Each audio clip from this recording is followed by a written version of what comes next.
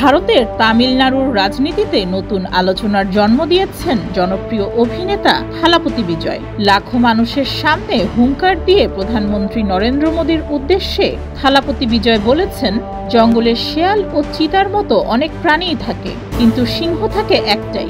সিংহ একবার গর্জন করলে ৮ কিলোমিটার দূর পর্যন্ত শোনা যায়, তাই জঙ্গলের রাজা সবসময় সিংহই।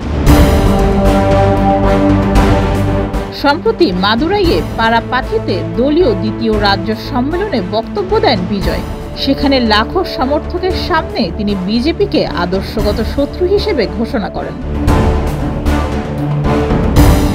জনসভায় দেওয়া থালাপতি বিজয়ের কিছু বক্তব্য সামাজিক যোগাযোগ মাধ্যমে ভাইরাল হয়েছে। বিশেষ করে প্রধানমন্ত্রী নরেন্দ্র মোদীকে দেওয়া হুঙ্কার এখন আলোচনার কেন্দ্রে। বিজয় থালাপতি জানিয়েছেন, তাদের একমাত্র আদর্শিক শত্রু বিজেপি।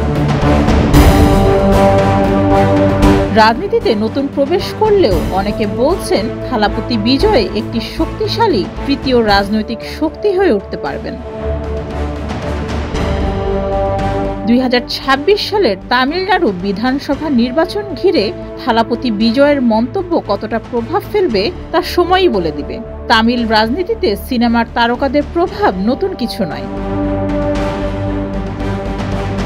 ডেস্ক রিপোর্ট, যুগের চিন্তা।